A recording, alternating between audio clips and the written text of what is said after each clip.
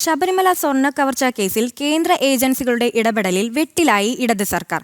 കേസിൽ അന്വേഷണം ഏറ്റെടുക്കാമെന്ന ഇഡിക്ക് പിന്നാലെ CBI കൂടി നിലപാട് അറിയിച്ചതോടെ CPMലെ പല മുതിർന്ന നേതാക്കന്മാരും മുഖം നഷ്ടമാകുമെന്ന ഘട്ടത്തിലാണ്.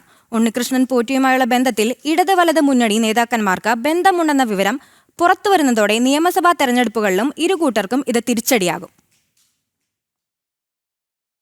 ശബരിമല ക്ഷേത്രത്തിലെ സ്വർണ്ണക്കൊള്ളയുമായി ബന്ധപ്പെട്ട കേസുകളിലെ അന്വേഷണം ഏറ്റെടുക്കാൻ തയ്യാറാണെന്ന് CBIയും EDയും നിലപാടറിയിച്ചതോടെ CPM കൂടുതൽ പ്രതിരോധത്തിലാവുകയാണ്.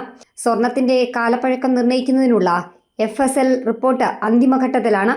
നിലവിൽ സംസ്ഥാന പോലീസ് രൂപീകരിച്ച പ്രത്യേക അന്വേഷണ സംഘത്തിന്റെ അന്വേഷണം മന്ദഗതിയിലാണെന്ന് കഴിഞ്ഞ ദിവസം കോടതി നിരീക്ഷിച്ചിരുന്നു. ശബരിമലയിലെ സ്വർണ്ണപ്പാളികൾ കടത്തിയതുമായി ബന്ധപ്പെട്ട കേസിന് അന്തർ സംസ്ഥാന ബന്ധങ്ങളും അന്താരാഷ്ട്ര പുരാവസ്തു മാഫിയയുമായി കണ്ണികളുണ്ടെന്ന ആരോപണങ്ങളും ഉയർന്നിരുന്നു. ഈ സാഹചര്യത്തിൽ ഹൈക്കോടതി നിർദ്ദേശിക്കുകയാണെങ്കിൽ കേസ് ഏറ്റെടുക്കുന്നതിൽ തടസ്സമില്ലെന്നാണ് CBI കോടതി അറിയിച്ചത്. ശബരിമല ക്ഷേത്രത്തിലെ സ്വർണ്ണക്കൊള്ളയിലെ സാമ്പത്തിക ഇടപാടിൽ മറ്റൊരു കേന്ദ്ര ഏജൻസിയായ എൻഫോഴ്സ്മെന്റ് ഡയറക്ടറേറ്റും അന്വേഷണം നടത്തും. സ്വർണ്ണക്കൊള്ള കേസിലെ വിവരങ്ങളുടെ സർട്ടിഫൈഡ് പകർപ്പ് കൈമാറണമെന്നാവശ്യപ്പെട്ട് ED നൽകിയ അപേക്ഷ കൊല്ലം വിജിലൻസ് കോടതി കഴിഞ്ഞ ദിവസം അംഗീകരിച്ചിരുന്നു.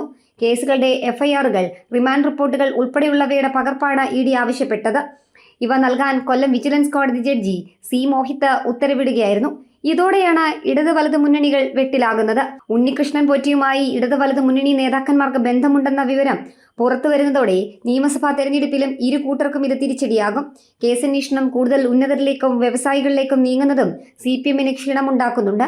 നിയമസഭാ തെരഞ്ഞെടുപ്പ് പടിവാതിക്കൽ എത്തി നിൽക്കെ ശബരിമല സ്വർണ്ണക്കൊള്ള പ്രതിഫലിച്ച തദ്ദേശ തെരഞ്ഞെടുപ്പിന് പിന്നാലെ തിരിച്ചടി ഉണ്ടാകുമോ എന്ന ഭയം CPMനുണ്ട്.